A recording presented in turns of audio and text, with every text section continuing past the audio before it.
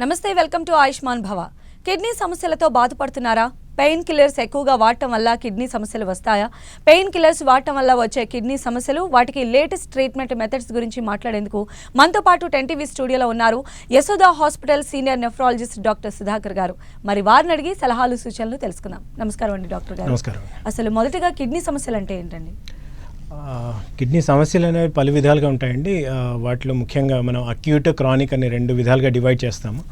Acute అంటే 3 నెలల లోపు కానీ అంతగా అంటే లోపల అంటే వారం కానీ 10 రోజులు కానీ అలా ఉన్నప్పుడు అన్ని అక్యూట్ కిడ్నీ ఇంజరీ కిందకి క్లాసిఫికేషన్ అనేది ఉంటుంది. ఒకవేళ కిడ్నీ సమస్యలతో ఒక వ్యక్తి 3 నెలల పైన బాధపడుతుంటే దాన్ని క్రానిక్ కిడ్నీ డిజీజ్ అనే డెఫినేషన్ లాగా తీసుకుంటారు. సో అయితే అసలు ఈ కిడ్నీ సమస్య మనకు ఏర్పడింది అని తెలియడానికి ఎలాంటి సిమ్టమ్స్ ఉంటాయండి? మనకు కిడ్నీ సమస్యలు ఉన్నాయని తెలియటానికి కొన్ని ఎర్లీ సిమ్టమ్స్, కొన్ని లేట్ సిమ్టమ్స్ అంటాం. యూజువల్లీ మనకు బాగా ప్రజాదరణ ఉండేవి లేట్ సిమ్టమ్స్ అంటాం. అంటే కాళ్ళ వాపులు రావడం కానీ, లేకపోతే మూత్రంలో ఏదైనా రక్తం లాంటిది వెళ్ళటం కానీ, లేదంటే మనిషికి పూర్తిగా ఉబ్బిపోవటం అంటారు, ఊబకాయం కానీ, మన మొహం ఉబ్బటం కానీ, ఇలాంటివి కొంచెం లేట్ సిమ్టమ్స్ అనుకుంటాం. సటిల్ సిమ్టమ్స్ అనేవి కొంచెం పేషెంట్కి ఎక్కువగా రాత్రిపూట మూత్రం రావటం కానీ, ఇలాంటి లక్షణాలు ఉన్నవాళ్ళు, లేదంటే కాస్త మనకు మూత్రంలో ప్రోటీన్ పోవటం కానీ, అంటే టెస్ట్లో బయటపడేవి, ఇవి ఎర్లీ సిమ్టమ్స్ అని అంటాం. ఓకే, అయితే డాక్టర్ గారు, ఈ కిడ్నీ సమస్య ఫస్ట్ అక్యూట్ కిడ్నీ సమస్య గురించి మనం మాట్లాడుకుందాం. ఇందులో భాగంగా అసలు ఈ అక్యూట్ కిడ్నీ ప్రాబ్లం అనేది 3 monthsలో క్యూర్ అయిపోతుంది కాబట్టి దానికి అసలు ఎలాంటి మెడికేషన్ ఉంటుంది? ఈ పేషెంట్స్ ఎలాంటి బాధలు అనుభవిస్తారు? అక్యూట్ కిడ్నీ ఇంజరీ అనేది చాలా ముఖ్యంగా మనకు పేషెంట్స్ అందరికీ అవగాహన ఉండాలి. ఇది ఒక కిడ్నీ ప్రాబ్లం రాగానే ప్రతి వాళ్ళు అడగాల్సిన క్వశ్చన్, ఇది క్రానికా అక్యూటా? అక్యూట్ అనే పదం మనం వాడంగానే పేషెంట్కి సాధ్యమైనంత వరకు కొంత రివర్సిబిలిటీ ఉండే అవకాశం, ఆల్మోస్ట్ ఒక 80% to 90% రివర్సిబిలిటీ ఉండే వ్యాధుల్ని మనం అక్యూట్ కిడ్నీ ఇంజరీ అంటాం. వీటిలో మనకు తెలిసే ముఖ్య లక్షణాలు ఏంటంటే సడన్గా క్రియాటిన్ పెరగటం కానీ రక్త పరీక్షల్లో, లేదంటే పేషెంట్కి ఉన్నట్టుండి ఆకలి తగ్గడం, వాంతులు రావడం, ఇలాంటి ఏమైనా లక్షణాలు ఉన్నా, సడన్గా కాళ్ళవాపులు రావడం కానీ, ఇలాంటివి ఏమైనా ఉంటే మాత్రం వెంటనే పరీక్ష చేయించుకోవడం, తగు రీతిలో ఫిజిషియన్ కానీ నెఫ్రాలజిస్ట్ కానీ వెంటనే వెళ్ళి కలవటం కానీ, వాటికి కావాల్సిన పరీక్షలు చేయించుకొని నిర్ధారణ చేసుకోవటం. వీటిలో స్కాన్ కూడా ముఖ్యమైనది. కిడ్నీ సైజ్ నార్మల్గా ఉందా లేదా, దాని ఎకోజెన్సిటీ అంటారు, అంటే కనపడే విధానం ఎలా ఉంది అనేది కూడా తెలుసుకోవాలి. ఇది తెలుసుకున్న తర్వాత తగు రీతిన దానికి వైద్యం, అంటే బయాప్సీ కానీ, డయాలసిస్ కానీ, లేదంటే ఇతరత్ర మెడిసిన్స్ కానీ, స్టీరాయిడ్స్ అనే మెడిసిన్ కానీ, లేదంటే ఇప్పుడు కొత్తగా ఇమ్యూనోసప్రెసివ్ మెడిసిన్స్ అంటారు, మోనోక్లోనల్ యాంటీబాడీస్ కానీ, ఇలాంటివి ఏమైనా అవసరం ఉంటే వెంటనే తీసుకుంటే మాత్రం 90% కేసులో రికవరీ ఉంటుందండి అక్యూట్ కిడ్నీ ఇంజరీ అనే దానికి. అలానే క్రానిక్ కిడ్నీ సమస్యతో బాధపడేటువంటి వారికి ఎలాంటి సిమ్టమ్స్ అనేవి బయటకు వస్తాయి అంటారు? వాళ్ళ ట్రీట్మెంట్ ఎలా ఉంటుంది? ఓకే, క్రానిక్ కిడ్నీ డిజీజ్ అనగానే మనము మీకు నిడివి అనేది ముఖ్యం. టైం 3 నెలల కంటే పైన ఏదైనా లక్షణాలతో బాధపడుతున్న వాళ్ళు, లేదంటే ప్రీవియస్గా ఒక డాక్యుమెంటెడ్ క్రియాటిన్ ఎక్కువగా ఉండి అది 3 నెలల తర్వాత మళ్ళీ డాక్యుమెంటెడ్ క్రియాటిన్ ఎక్కువగా ఉన్న వాళ్ళకి క్రానిక్ కిడ్నీ డిజీజ్ అనే డెఫినేషన్లోకి ఫిట్ అవుతారు. ఇలాంటి వాళ్ళకు మెయిన్గా సమస్య ఏంటి అంటే కొంత బీపీ ఎక్కువ అవటం, లేదంటే రక్తహీనత రావటం, కొంచెం రాత్రిపూట మూత్రం ఎక్కువగా పోవటం కానీ, మూత్రాన్ని కాన్సన్ట్రేట్ చేయలేకపోవటం, ఏదైనా చాలా సేపు నీళ్లు తీసుకోకపోయినా కూడా మూత్రం రంగు మారకపోవటం, ఇలాంటివన్నీ కొన్ని లక్షణాలు కనపడతాయి. ఇవి కొంచెం స్టేజ్ ప్రోగ్రెస్ అయ్యే కొద్దీ వాటికి కొంచెం కాళ్ళవాపులు రావడం కానీ, మనిషికి ఆయాసం ఎక్కువ అవటం కానీ, మొహం, కాళ్ళు, చేతులు అంతా ఉబ్బటం, పొట్ట ఉబ్బటం, ఇలాంటి లక్షణాలు వస్తాయండి. ఓకే, అయితే ఈ కిడ్నీ సమస్యల్లో జనరల్గా మనం చూస్తే కిడ్నీలో స్టోన్స్ వచ్చాయనేటువంటి ప్రాబ్లమ్ని ఎక్కువ మంది పేషెంట్స్ చెప్తూ ఉంటారు. అంటే కిడ్నీ సమస్య అంటే కేవలం కిడ్నీలో రాళ్ళు రావడమేనా, ఇంకా ఇతర ఏమైనా ప్రాబ్లమ్స్ ఏమైనా బయట ఉంటాయి? కిడ్నీలో అంటే ఈ సీజన్ బట్టి అయితే సర్వసాధారణంగా ఇప్పుడున్న పరిస్థితుల్లో కిడ్నీ స్టోన్స్ అనేవి చాలా కామన్గా ఉంటాయి. వీటిల్లో కిడ్నీ పెయిన్ రావటం కానీ, లేదంటే మూత్రంలో రక్తం పోవటం కానీ, ఈ 2 లక్షణాలు ఉండటం, ప్రీవియస్గా ఏదైనా స్టోన్స్ వెళ్ళిపోవటం కానీ, మూత్రంలో స్టోన్స్ వెళ్ళిపోవటం కానీ, ఈ 3 లక్షణాలు కిడ్నీకి సంబంధించిన ఒక భాగం మాత్రమే. అంటే కిడ్నీలో రాళ్ళు అనే కిడ్నీ రీనల్ క్యాలిక్యులై అనే వ్యాధికి సంబంధించినవి. కిడ్నీకి రాళ్ళు తప్ప వేరే చాలా వ్యాధులు రావచ్చండి. వాటిలో గ్లోమెరులోనెఫ్రైటిస్ కానీ, లేదంటే హెరిడిటరీ పాలిసిస్టిక్ కిడ్నీ డిసీజ్ అంటారు, autosomal dominant polycystic kidney disease కానీ, లేదంటే జువెనైల్ నెఫ్రోనాఫ్థోసిస్ అని రకరకాల వ్యాధులు ఉంటాయి వాటిలో. సో కిడ్నీ స్టోన్స్ మాత్రమే కిడ్నీ డిసీజ్ కిందకి తీసుకోవడం అయితే ఒక రకంగా తప్పు అవుతుంది. ఓకే, అయితే మీరు చెప్పారు అంటే హెరిడిటీ ప్రకారంగా కూడా కిడ్నీ సమస్యలు వస్తాయి అని చెప్పేసి. సో అవి ఎప్పుడు బయటపడతాయని మనం భావించవచ్చు? ఇలా హెరిడిటరీ ప్రకారంగా వచ్చే కిడ్నీ సమస్యలు ఏముంటాయి? సర్వసాధారణంగా మనం హెరిడిటరీ వ్యాధులు చూసే క్లినికల్ ప్రాక్టీస్లో అయితే ఏడీపీకేడీ కొంచెం కామన్గా చూస్తామండి.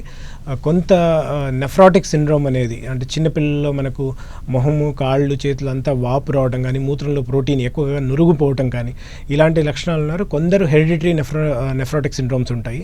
అవి కొంచెం అర్లీగా డిటెక్ట్ అవుతాయి, కాస్త ట్రీట్మెంట్ ఇవ్వడం కూడా కష్టం అవుతుంది. బట్ ఏడీపీకేడీ అనేది కొంచెం కామన్గా చూసేది మనం క్లినికల్ ప్రాక్టీస్లో అడల్ట్ పాపులేషన్లో చూసే వ్యాధి.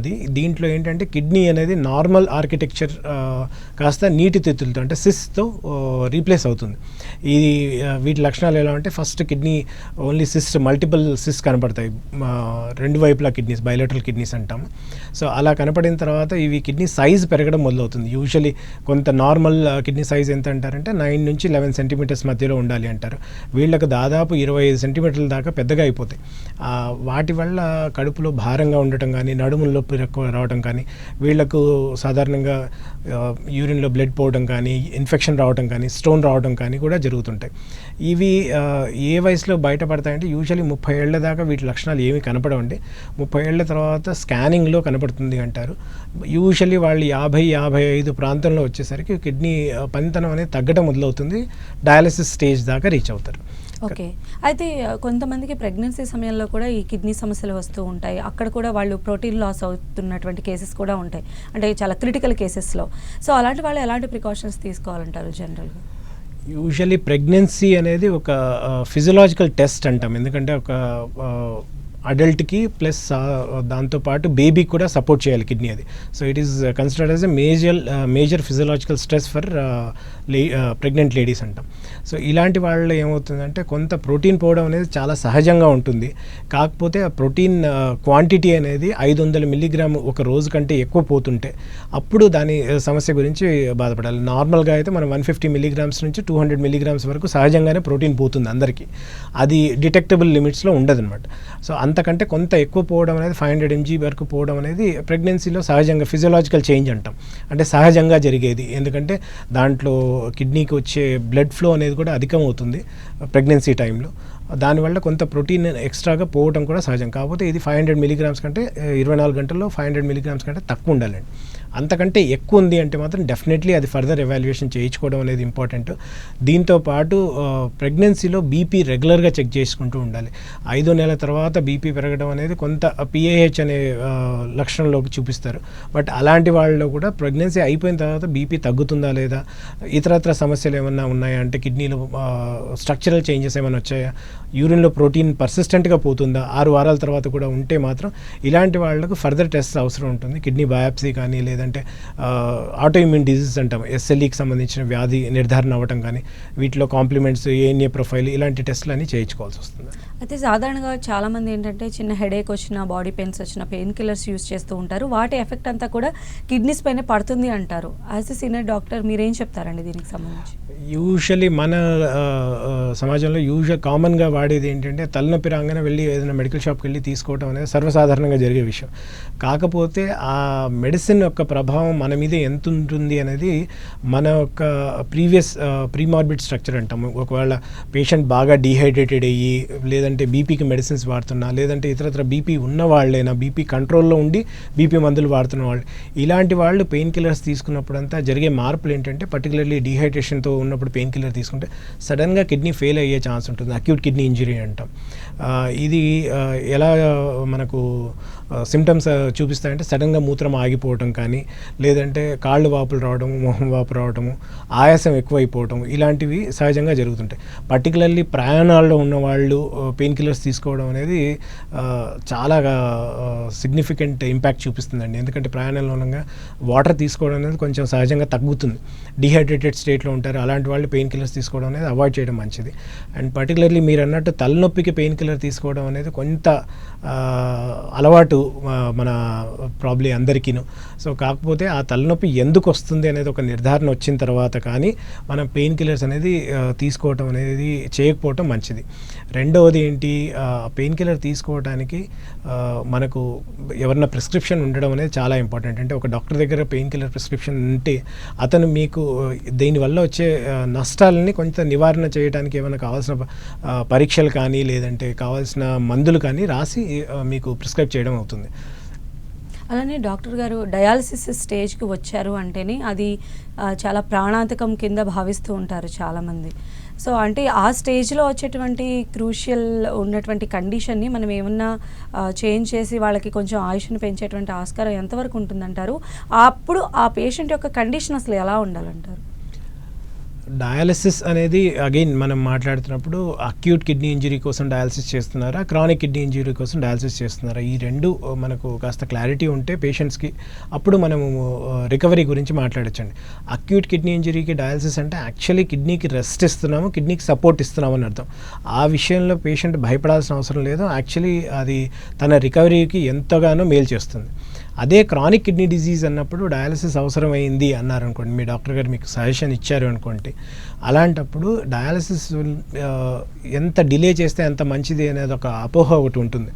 అలా కాకుండా డయాలసిస్ ఏ స్టేజ్లో అవసరమైతే ఆ స్టేజ్లో స్టార్ట్ చేస్తే పేషెంట్ న్యూట్రిషన్ కానీ పేషెంట్ శక్తి కానీ కాపాడగలిగిన వాళ్ళకు ఒక ప్రొడక్టివ్ లైఫ్ కంటిన్యూ చేయొచ్చు డయాలసిస్ మీద చేసుకొని ఉద్యోగాలు చేసేవాళ్ళు చాలామంది తెలుసు నాకు.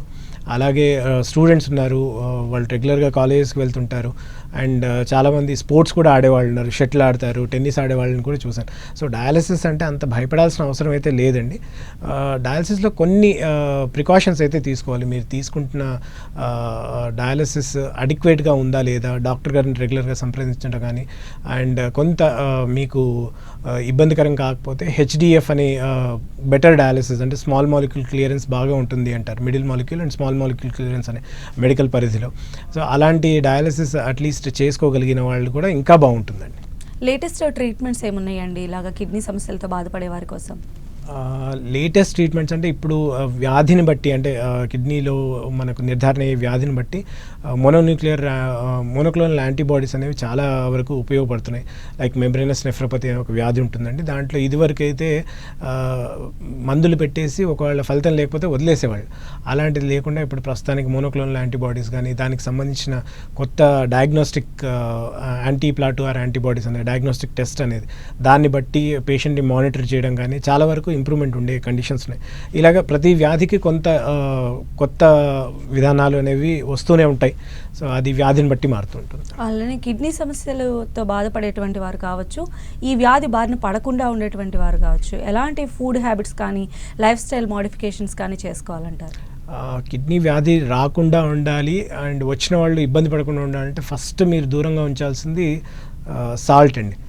ఉప్పుని దూరంగా ఉంచడం. అండ్ మామూలుగా మాకు చదువుకుని ఉండేటప్పుడు చెప్పడం ఏంటంటే ఏది వైట్గా ఉంటే దాన్ని దూరంగా ఉంచండి. సాల్ట్, షుగర్, కొంతవరకు రైస్ కూడా కోవలోకి వస్తుంది, అంటే డయాబెటీస్ ఉన్న వాళ్ళకి. సో సాల్ట్ అనేది మెయిన్, ముఖ్యంగా ఎంత తక్కువ తీసుకోగలిగితే అంత మంచిది అంటారు. రికమెండెడ్ సాల్ట్ ఇంటేక్ కూడా ఒక మనిషికి 5 గ్రాములకు సరిపోతుంది అనేది మా పుస్తకాల్లో చెప్పేది. సో మనం సగటున దాదాపు 30 నుంచి 100 గ్రాములు తీసుకుంటుంటాం. సో అలాంటిది చాలా వరకు తగ్గించగలిగితే బాగుంటుంది. ఓకే, అయితే యశోదాలో ఎలాంటి ట్రీట్మెంట్స్ ఉన్నాయండి? మాకు యశోదాలో ప్రస్తుతానికి మాకు హీమోడయాఫిల్ట్రేషన్ ఒకటి అవైలబుల్ ఉంది. And that is the latest form of dialysis which is available in the city అంటాం. సెకండ్ థింగ్ వచ్చేసి ట్రాన్స్ప్లాంట్స్ అండి. ట్రాన్స్ప్లాంట్స్, స్వాప్ ట్రాన్స్ప్లాంట్స్ కానీ అక్రాస్ ద బ్లడ్ గ్రూప్ అంటాం. అంటే ఇదివరకు ఎట్లా ఉండేదంటే ట్రాన్స్ప్లాంట్ చేస్తే గ్రూప్కి సేమ్ మ్యాచ్ అవ్వాలి అనేది ఒకటి ఉండేది. అలాంటిది లేకుండా across the blood group transplants కూడా ఈ మధ్య యశోదాలో జరుగుతున్నాయండి. ఓకే, అయితే ఇప్పుడు కిడ్నీలో ఒక కిడ్నీ తీసివేసినటువంటి వారి కండిషన్స్ అనేవి మనం ఎలా అబ్జర్వ్ చేస్తూ ఉండాలంటారు? ఎందుకంటే ఒక కిడ్నీతో వారి లైఫ్ స్టైల్ అంతా కూడా సస్టైన్ అయ్యే ఛాన్సెస్ ఉంటాయంటారా?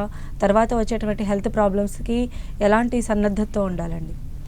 యూజువల్లీ కిడ్నీ తీయడం అనేది కొంత దురదృష్టకరమైన విషయం. కాకపోతే తీయాల్సి వచ్చిన పరిస్థితి అంటే ఏదైనా తీవ్రమైన ఇన్ఫెక్షన్ ఉండడం కానీ, లేదంటే ఏదైనా రాయి చాలా పెద్దదైపోయి కిడ్నీ పంతం తగ్గిపోవడం కానీ, లేదంటే ఒక రాయి ఉండి దాన్ని నిర్లక్ష్యం చేసి దానివల్ల కిడ్నీలో గ్రాస్ హైడ్రోనెఫ్రోసిస్ అంటారు, అలాంటిది వచ్చినప్పుడు తీయాల్సిన పరిస్థితి వస్తుంది. ఇలాంటి వాళ్లకు మళ్ళీ ఈ ప్రాబ్లం ఇంకో కిడ్నీలో రాకుండా జాగ్రత్తలు తీసుకోవడం అనేది చాలా ముఖ్యం. దీంట్లో తగు రీతిన వాటర్ తీసుకోవటం కానీ, లేదంటే మెడికేషన్ ఏదైనా ఉంటే మెడికేషన్ కంటిన్యూస్గా తీసుకోవటం కానీ, డయాబెటీస్ ఉన్న వాళ్ళు డయాబెటీస్ జాగ్రత్తగా ఉండటం అన్నీ చేస్తే యూజువల్లీ ఒక కిడ్నీతో లైఫ్ సస్టైన్ చేయడం అనేది చాలా కామన్గా జరుగుతుంటుందండి. 75 ఏళ్ల వరకు కూడా కిడ్నీ ఒకటే ఉందని తెలియని వాళ్ళు కూడా చాలామంది తెలిసిన వాళ్ళు ఉన్నారు. ఇప్పుడు ఒకవేళ పేషెంట్కి 2 కిడ్నీలు పాడైపోయినట్లయితే ఎలాంటి ట్రీట్మెంట్ ఉంటుందంటారు? వారి లైఫ్ స్పాన్ ఎలా ఇంక్రీజ్ చేసే ఛాన్స్ ఉంటుంది? 2 కిడ్నీలు పనితనం తగ్గిపోయింది అన్నప్పుడు డయాలసిస్ అనేది ఫస్ట్ ఆప్షన్ లాగా మనము కన్సిడర్ చేస్తామండి. తర్వాత సెకండ్ బెస్ట్ అండ్ అంటే సెకండ్ ఆప్షన్ కంటే కూడా అది బెస్ట్ ఆప్షన్ అనడం మంచిదేమో ట్రాన్స్ప్లాంట్ అనేది ఒకటి. మనకు సూటబుల్ డోనర్ ఫ్యామిలీలో ఎవరైనా డొనేట్ చేయగలిగిన వాళ్ళు సేమ్ బ్లడ్ గ్రూప్ కానీ వేరే ఇతరత్ర బ్లడ్ గ్రూప్ ఉన్నా కూడా ఇప్పుడు అవకాశం ఉంది. కాబట్టి బ్లడ్ గ్రూప్ ఉన్న వాళ్ళు ఎవరైనా డొనేట్ చేయడానికి ముందుకు వస్తే చాలా వరకు ట్రాన్స్ప్లాంట్ అయితే మాత్రం వాళ్ళు సక్సెస్ఫుల్ లైఫ్ గడపగలుగుతారు. రెండోది మీ టీవీ ముఖంగా చెప్పాల్సింది ఏంటంటే కొంత అవయవ దానం అనేది జీవన్దాన్ ప్రోగ్రామ్ కూడా అందరూ ముందుకొచ్చి దాని అవగాహన పెరిగి కాస్త డొనేట్ చేస్తే వెయిటింగ్ లిస్ట్ అనేది ఉండకుండా ఉంటుందండి. సో సాధ్యమైనంత వరకు అవయవదానానికి అందరూ ముందుకు రావాలని కోరుకుంటున్నాను. సో అలానే ఈ కిడ్నీ సమస్యలు చిన్నపిల్లల్లో వచ్చినట్లయితే వారిలో క్యూర్ పర్సంటేజ్ అనేది ఎంతవరకు ఉంటుందండి? చిన్నపిల్లల కిడ్నీ సమస్యలు కొంచెం తక్కువే అండి. కాకపోతే అదృష్టం కొద్దీ కాకపోతే నెఫ్రాటిక్ సిండ్రోమ్ అనేది కొంత తరచుగా చూస్తుంటాం. యూజువల్లీ 2 ఏళ్ల లోపు వస్తుందా 2 ఏళ్ల తర్వాత వస్తుందా అనే దాన్ని బట్టి నివారణ అండ్ అవుట్కమ్ అనేది చెప్తాం. 2 ఏళ్ల నుంచి 6 ఏళ్ల మధ్యలో పిల్లలు వచ్చిన వాళ్ళకి చాలామందికి కిడ్నీ సమస్యలు తగ్గిపోతాయి. వయసుతో పాటు కొంత మెడిసిన్స్తో పాటు వయసుతో పాటు తగ్గే అవకాశం ఉంటుంది. 2 ఏళ్ల లోపు పిల్లలకు కానీ నెఫ్రాటిక్ సిండ్రోమ్ లాంటివి ఏమన్నా వస్తే VUR అంటాం, అంటే మూత్రం రివర్స్ డైరెక్షన్లో వెళ్తుంది. అంటే మూత్రం మనం బయటికి చేసేటప్పుడు బయటికి వెళ్ళకుండా కిడ్నీ వైపులో రివర్స్ డైరెక్షన్లో వెళ్తుంది. దీన్ని వెసైకో యూరెట్రిక్ రిఫ్లెక్స్ అంటాం. అలాంటిది కానీ లేదంటే పుట్టిన పిల్లలకు వెంటనే పోస్టీరియర్ యూరెథ్రల్ వాల్వ్ అంటారు, అంటే మూత్రం సంచి అలాగే ఉండిపోవడం, మూత్రం పాస్ కాకపోవడం, అలాంటి లక్షణాలు ఉన్నవి వెంటనే నిర్ధారణ చేసుకోవడం. కానీ ఇప్పుడు దాదాపు మీకు యాంటీనెటల్ చెకప్స్లో టిఫా స్కాన్ అని చేస్తుంటారు.